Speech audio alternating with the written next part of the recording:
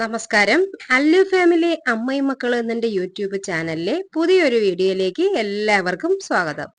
ഇന്നത്തെ video beetroot നടുന്ന രീതിയും മുൻപ് നട്ടതിന്റെ ബീട്രൂട്ടിന്റെ വിളവെടുപ്പുമാണ്. അപ്പോൾ വീഡിയോ സ്കിപ്പ് ചെയ്യാതെ എല്ലാവരും മുഴുവനായിട്ടും കാണുക. വീഡിയോ ഇഷ്ടമായി എങ്കിൽ ലൈക്ക് ചെയ്യാനും ആരും മറന്നു പോകരുത്. അപ്പൊ നമുക്ക് വീഡിയോയിലേക്ക് പോവാം. ഇത് ഞാൻ നടാനായിട്ട് എടുത്തേക്കുന്ന ഹൈബ്രിഡ് ബീട്രൂട്ടിന്റെ വിത്തുകളാണ്. വിത്തുകളൊക്കെ നമുക്ക് സൂഡോമോണസ് ലായനിയിൽ ഒരു അരമണിക്കൂർ അല്ലെങ്കിൽ 3/4 മണിക്കൂറോളം മുക്കി വെക്കാം. അപ്പോൾ ഇത് അങ്ങനെ മുക്കി വെച്ച വിത്തുകളാണ്. ഇതിനെ നമുക്ക് ഒരു വെള്ള തുണിയിലേക്ക്, കോട്ടന്റെ തുണിയിലേക്ക് ഒന്ന് ചെറുതായിട്ടൊന്ന് കിഴികെട്ടി സൂക്ഷിക്കാം. ഇതൊരു 3-4 ദിവസം നിങ്ങൾ സൂക്ഷിച്ചു വെക്കണം. അപ്പോൾ ഇതിൽ ചെറിയ ചെറിയ രീതിയിലൊക്കെ വേരുകൾ വരും. അപ്പൊ അത് വേണം നമ്മൾ നടാനായിട്ട് എടുക്കാനായിട്ട്. അല്ലാതെ ചിലപ്പോൾ നിങ്ങൾക്ക് തോന്നും ഇതിങ്ങനെ കെട്ടി വെച്ച് പിറ്റേ ദിവസം തന്നെ വേര് വരുമെന്ന്. ഒരിക്കലും വരത്തില്ല. ഇതിങ്ങനെ ഒരു 3-4 ദിവസം കഴിഞ്ഞാൽ മാത്രമേ ഇതിന് നല്ല രീതിയിൽ വേരുകൾ ഇറങ്ങി നമുക്ക് നടാൻ പരുവത്തിന് ആവത്തുള്ളൂ. അപ്പോൾ ഇതാ ഇങ്ങനെ കെട്ടി ചെറുതായിട്ടൊന്ന് സൂഡോമോണസ് ഇട്ടിട്ട് വെള്ളം ഒഴിച്ചിട്ട് അതിനകത്തേക്ക് മുക്കി വെക്കുക. അപ്പോൾ ഇതൊരു 4 ദിവസം കഴിഞ്ഞ് ഇനി നമുക്ക് എടുക്കാം. അപ്പോഴത്തേക്ക് നമുക്ക് ഇതിന് വേണ്ടുന്ന ഗ്രോ ബാഗ് റെഡിയാക്കാം.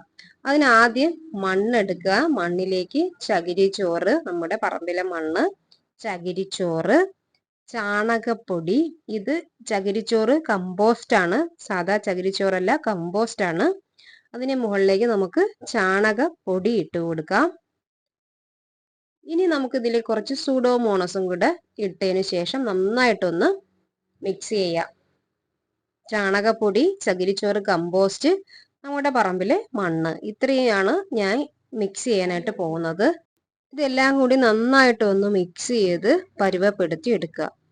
ഇതേപോലെ ഇത് നന്നായിട്ട് മിക്സ് ചെയ്തിട്ടുണ്ട്. ഇതിപ്പോൾ നമുക്ക് ഗ്രോ ബാഗിലേക്ക് നിറയ്ക്കാനായിട്ട് റെഡി ആയിട്ടുണ്ട്. ഈ ഒരു മണ്ണ്, ചകിരിച്ചോറ്, ചാണകപ്പൊടി, മണ്ണും കൂടെ സൂഡോമോണസും കൂടെ ഇട്ട് മിക്സ് ചെയ്ത മണ്ണാണിത്. ഇനി ഇത് നമുക്ക് നമ്മുടെ ഗ്രോ ബാഗിലേക്ക് നിറയ്ക്കാം. അപ്പോൾ നിറയ്ക്കാനായിട്ട് നമുക്ക് ഗ്രോ ബാഗ് എടുക്കാം.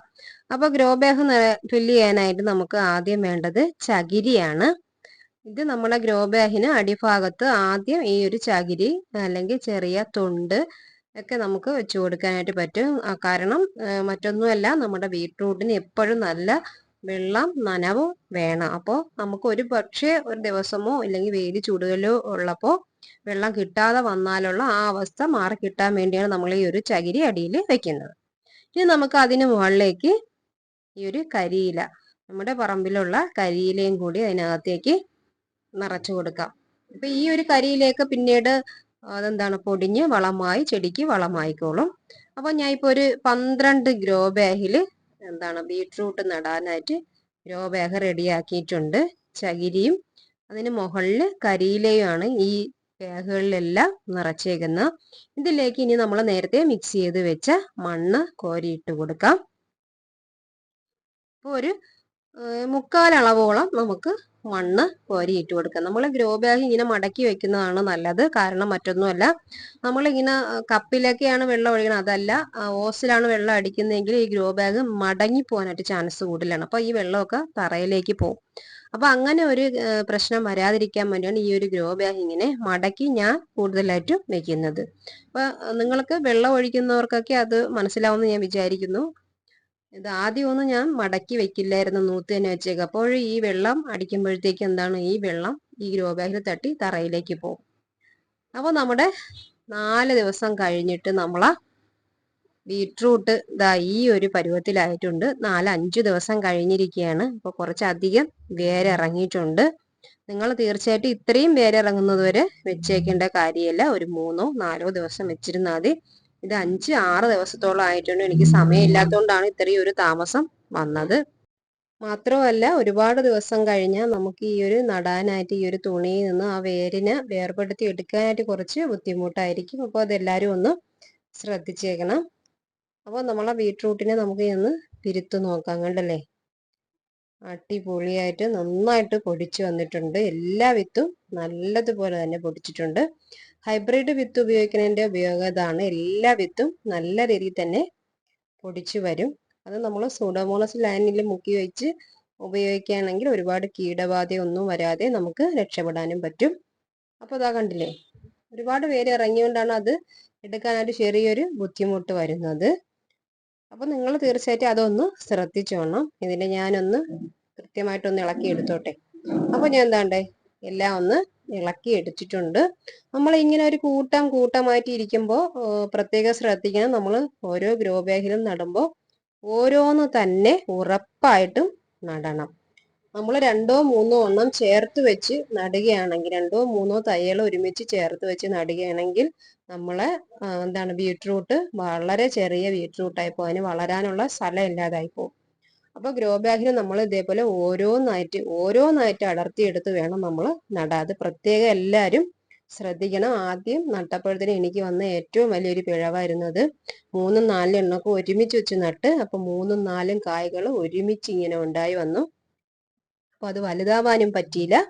അതിങ്ങനെ അടിഞ്ഞ് വല്ലാത്തൊരവസ്ഥയിൽ ആയിപ്പോയി. അപ്പൊ തീർച്ചയായിട്ടും നിങ്ങൾ ചെയ്യുമ്പോൾ ഇതേപോലെ പിരുത്തെടുക്കുക. നമുക്ക് പിരുത്തെടുക്കാനായിട്ട് പറ്റും. അതുകൊണ്ട് വളരെ സൂക്ഷിച്ചത് ചെയ്താൽ മതി. അത് ഒടിഞ്ഞൊന്നും പോവേ അങ്ങനെയൊന്നുമില്ല.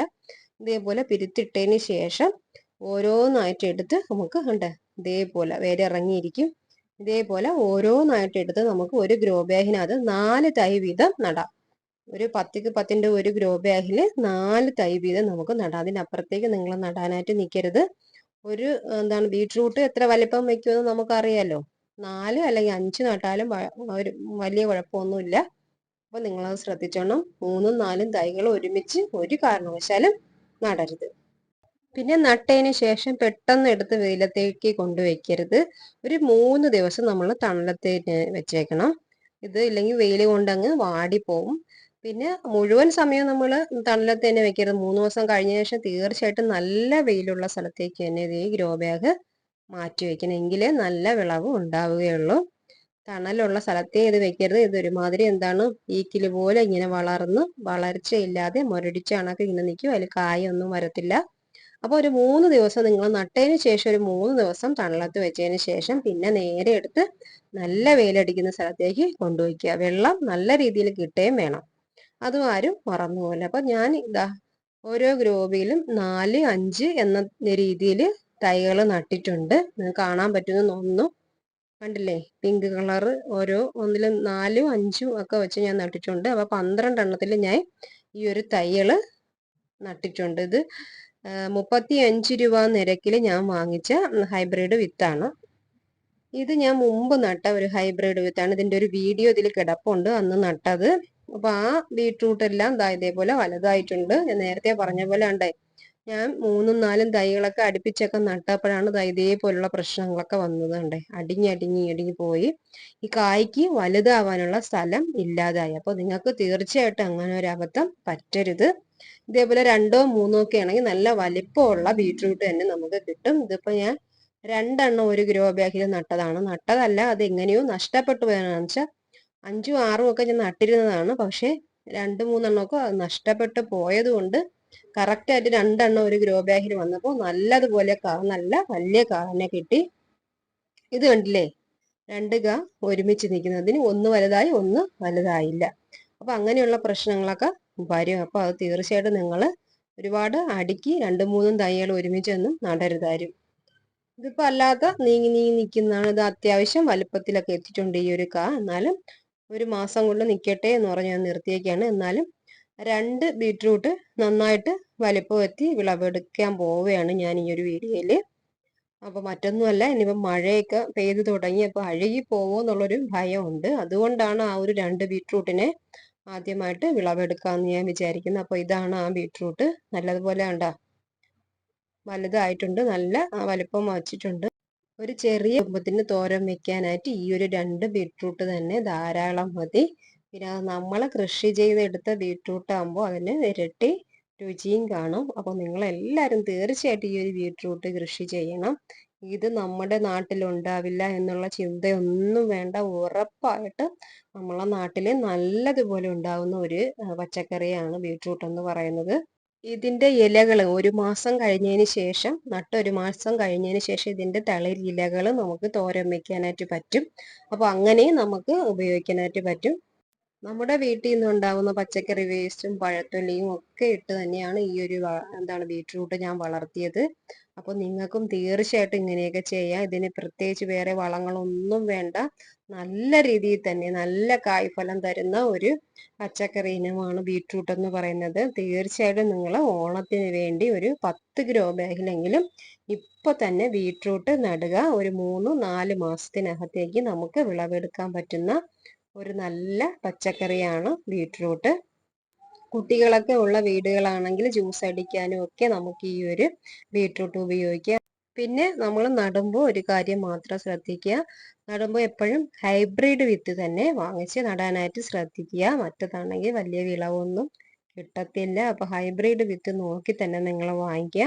ഈ നേരത്തെ ഈ ഒരു വീഡിയോയിൽ കണ്ട പോലെ സൂഡോമോണാസ് ലായനിയിൽ മുക്കി വെച്ചതിന് ശേഷം 4 ദിവസം കഴിഞ്ഞ് വേറെ ഇറങ്ങിയതിന് ശേഷം ബീട്രൂട്ട് നടാനായിട്ട് ശ്രദ്ധിക്കുക. ഉറപ്പായും നമ്മുടെ ഈ വർഷത്തെ ഓണത്തിന് നമ്മൾ തന്നെ നട്ട് വളർത്തിയ ബീട്രൂട്ട് കൊണ്ട് നമുക്കൊരു തോരൻ നമ്മുടെ ഓണസദ്യയിൽ ഉൾപ്പെടുത്താനായിട്ട് സാധിക്കും.